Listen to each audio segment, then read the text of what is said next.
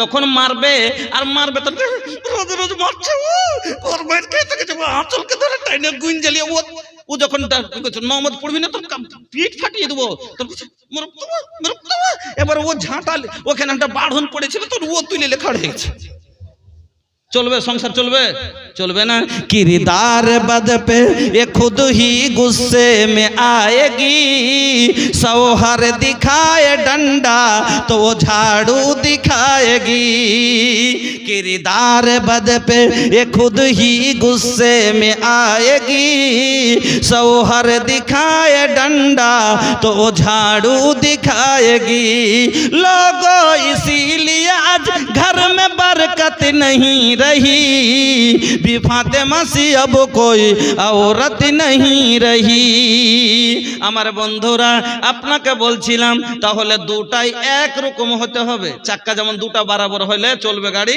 আর ছোট বড় হলে কিন্তু পড়ে যাবে ওরকম ছেলে আর মেয়ে মানে স্বামী স্ত্রী দুজনে এক রকম হওয়া দরকার কিরকম এক রকম হলে ভালো হবে হয় দুজনে চোর তো চোর দুজনে এক রকম বেনামাজি তো দুজনে বেনামাজি যদি একরকম হয় ও নামাজ পড়ে না ও পড়ে না ওকে বলবে না কোনো ব্যাপার নাই सीधा भाषाয় বুঝেন তো আল্লাহর কোরআন খুলেন আর এই আয়াতটা দেখেন আল্লাহ কি বলছেন বিসমিল্লাহির রহমানির রহিম আত-তাইয়্যিব আল খাবিসাতু লিল খাবিসিনা ওয়াল খাবিসুনা লিল খাবিসাত ওয়াত তাইয়্যিবাতু লিত তাইয়্যিবিনা ওয়াত তাইয়্যিবুনা লিত তাইয়্যিবাত চোরের লেগে চুন্নি सीधा भाषाয় चोरेर लेगे चुन्नी लुच्चार लेगे लुच्ची छुचकार लेगे छुचकी पेचड़ार लेगे पेचड़ी बेईमानेर लेगे बेईमानी खबिसेर माने की खबिस काके बोले जी भाई खबिस बुझेन आप একটা মানে আপনার স্ত্রী একটা ডিম দিয়ে এসে খাপড়াতে মুরগিকে পারতে আর আপনার একটা ছোট বেটা দেখেছে দেখে ডিমটা তুললে এসে তখন কইছে মাগে ডিম কইছে তুই এই বেটা তুই ভেঙে যাবে ও থুইবে কেন লাট্টু খেলা করে এরকম করছে আর একবার হাতে না জুটে পড়ে গেছে নিয়ে পট করে ভেঙে গেছে মা কি কহে এই খব্বিস কি করলি রে কয় না তো খব্বিস কথাটা কেন ব্যবহার হলো কেন বদমাশি করলো এই কারণে আচ্ছা পায়খানাতে যান যখন পায়খানাতে ঢোকেন তখন কি দোয়া পড়েন কি দোয়া পড়েন আল্লাহুম্মা ইন্নী আউযু বিকা মিনাল খুবুসি ওয়াল খাবাইস এখানে আপনি কি বললেন খুবুসি ওয়াল খাবাইস খবিস এখানে শয়তানকে বলা হলো কেন শয়তান মানুষের সাথে বদমাশি করে মানুষকে ধরে লিয়া তাকে পেরেশান করে এই জন্য খবিস বলা হয়েছে আচ্ছা মধ্যখানে আরেকটা কথা মনে পড়ে গেল আচ্ছা পায়খানা থেকে যখন বার হন তখন কি দোয়া পড়েন গুফরানাকা এর মানে কি এর মানে হলো আল্লাহ তোমার কাছে মাপ চাইছি তুমি আমাকে মাফ করে দাও ক্ষমা চাইছি ক্ষমা করে দাও আচ্ছা তাহলে এবার বলেন যে আপনি পায়খানাতে 10 মিনিট ঢুকে থাকলেন 15 মিনিট ঢুকে থাকলেন আর থাকার পরে বের হয়ে আপনি বলছেন গুফরানাকা আল্লাহ তুমি আমাকে মাফ করো এর মানে আপনি পায়খানাতে কিছু করেছেন यार माने अपनी पायखानाते चुरी करेছেন বা গাইল দিয়েছেন বা কোনো গুনাহ করেছেন নাকি কি করলেন পায়খানার ভিতরে যে আপনি বের হওয়ার পরে বলছেন গুফরানাকা আল্লাহ তোমার কাছে ক্ষমা চাইছি তুমি আমাকে ক্ষমা করো বুঝতে পারছেন কথা বুঝার কথা কি কথা লয় আপনি পায়খানাতে ঢুকলেন পায়খানা করলেন পায়খানা থেকে বেরিয়ে আপনি বলছেন গুফরানাকা আল্লাহ তুমি আমাকে maaf করো কিসের মাপটা চাইলেন আপনি বুঝবেন না বন্ধু আমার পায়খানাতে বসে যাওয়ার পরে কোন দোয়া বলা যায় না আজান হলে উত্তর দেওয়া যায় না আচ্ছা বলেন তো যখন পায়খানাটা আপনাকে চাপ লেগেছিল পেটের ভিতরটা কেমন যন্ত্রণা করছিল না ওই সময়তে আপনার বাবা যদি আপনাকে 3 বিঘা লিখে দিতে চায় ওই সময়তে বলে বেটা দলিল খান লিয়াই এখনই সাইন করে দি আমি মরছি কইলে মরবি তো মর জমি পাইতে না পাই আগে পায়খানা যাব বলে না বলবে না কেন এত জরুরির জিনিস। আপনার বউ যদি আপনাকে নিয়ে এসে বিরিয়ানি দেয় আর বলে দুটা খাও, বলবে না আগে আমাকে যেতে দে।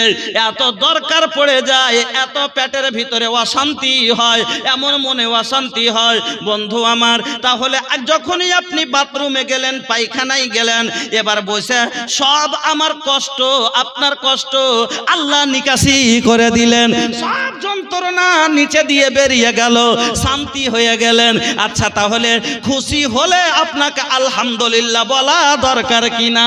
কিন্তু পায়খানার ভিতরে আপনি আলহামদুলিল্লাহ কি পড়তে পেরেছিলেন? না, পারেননি। তাইলে যে আল্লাহ আপনার এত বড় কষ্ট দূর করলো, তাকে ডাকা দরকার ছিল না? তার নাম নেওয়া দরকার ছিল না? কিন্তু কেন নিতে পারলাম না? পায়খানায় বসে আছি। এই জন্য বের হওয়ার পরে আল্লাহকে বলছেন গুফরানাকা, ওগো আল্লাহ তুমি আমার এত কষ্ট দূর করলা, তবে তোমাকে ডাকতে পারলাম না। আল্লাহ তুমি আমাকে মাফ করে দাও।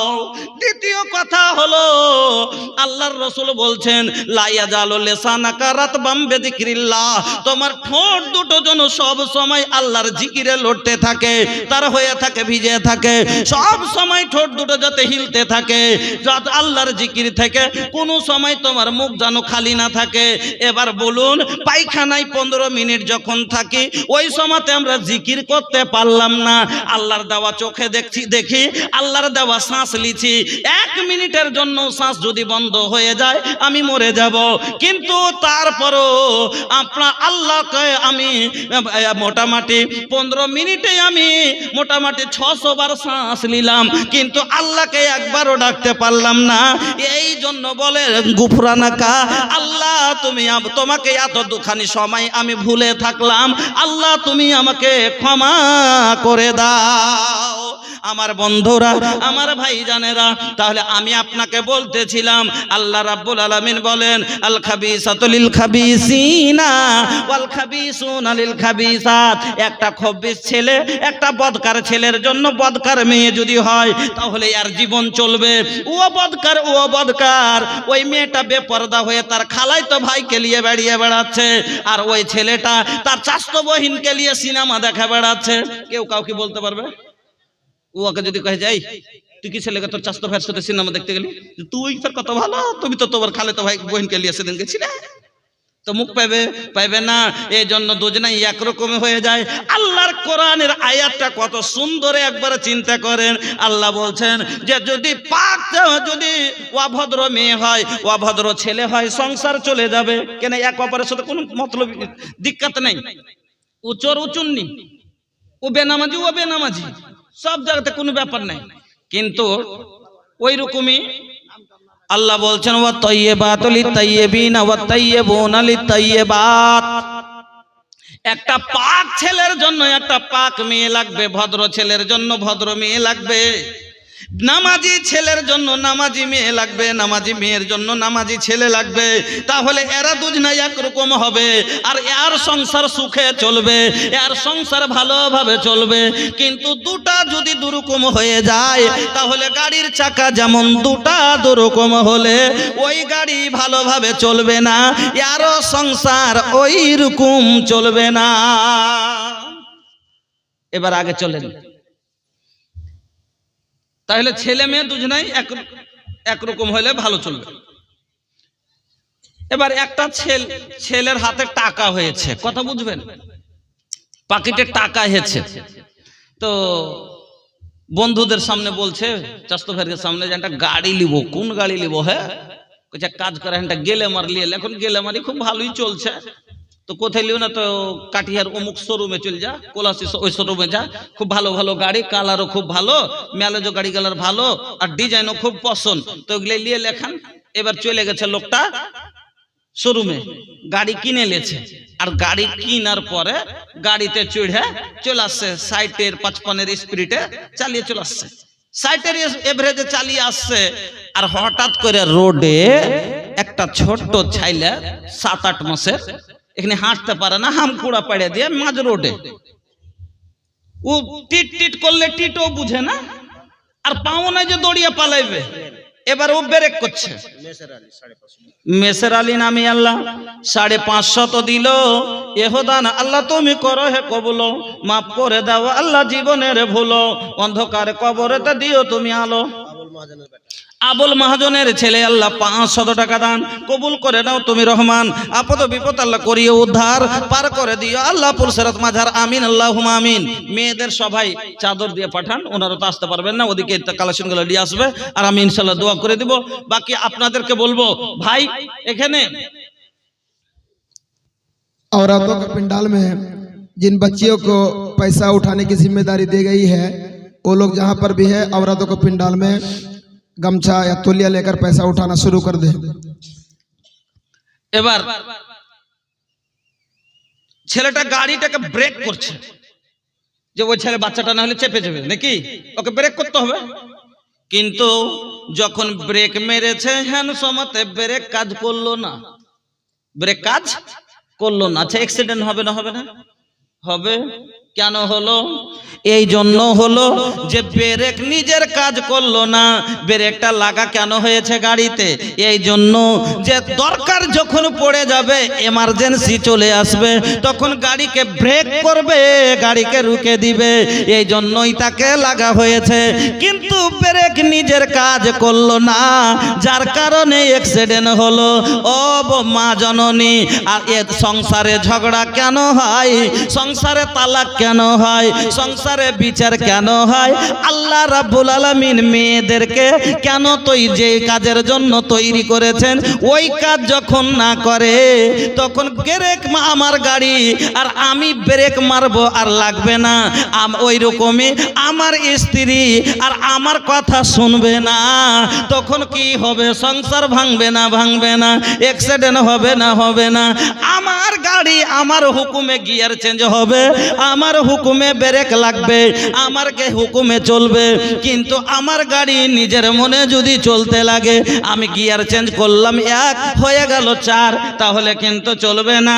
আমি ব্রেক করলাম আর ব্রেক লাগবে না। আমি বলছি তোর বাপের বাড়ি যাবি না, আমি বলছি যে তুই খবরদার, আমি বাড়িতে না থাকতে গেলে বাড়িতে কাউকে ঢুকতে দিবি না। হাত তো চাষ তো ভেয়েছিল, আমার কথা যখন মানবে না, মানে কি আমার ব্রেকে হয় না, মানে আমি ব্রেক, যেই কাজের ব্রেক লাগানো হয়েছে গাড়িকে দাঁড় করার জন্য, কিন্তু গাড়ি দাঁড়ায় না, মানে আমি বউ করেছি আমার বাড়ি, তাকে আমার কথা মানাবার জন্য, আমার কাজের জন্য, আমার কথা শোনার জন্য, কিন্তু আমার কথা শুনে না। যখন শুনবে না তখন সংসারে অ্যাক্সিডেন্ট হবে। আমার বন্ধুরা, আমার ভাই জানেরা, এবার আরেকটা কথা শুনেন। তাহলে এই কারণে মহিলাদের যেটা কর্তব্য, কর্তব্য পালন করে না, যার কারণে সংসারে ঝগড়া। কাউরির বাড়ি এলে তালাক হয়েছে, কাউরির বহু আটকে আছে, কাউরির কেস চলছে, কাউরির তো মাসে খালি 3 বের করে বিচারি হয়েছে, শান্তিতে নাই। বউ আনার মানে কি? আল্লাহ কইছে লেতাস কোন ইলাইহা। আল্লাহ কি বললেন সূরা রুমে? ওয়া মিন আয়াতিহি আন খালাকা লাকুম মিন আনফুসিকুম আজওয়াজাল লিতাসকুনু ইলাইহা ওয়া জাআলা বাইনাকুম মাওয়াদ্দাতান ওয়া রাহমা ইন্না ফি যালিকা লাআয়াতিল লিকাউমিন ইয়াতাফাক্কারুন। এই আয়াত আল্লাহ কি বললেন? লেতাসকুনু ইলাইহা, ওতে থেকে তুমি শান্তি নিবে। গাড়ি কিনলাম কেন? যে আমি আর পায়ে কষ্ট দিয়ে হাঁটবো না, আমি গাড়িতে চড়ে আরাম নিব। আমি বউ কেনে করলাম? আমি বিয়ে করেছি এই জন্যই যে আমি আর নিজে রাঁধবো না, আমার বউ রেঁধে দিবে। আমি আর চেপে গোসল করবো না, আমার স্ত্রী আমাকে জল টিপে দিবে।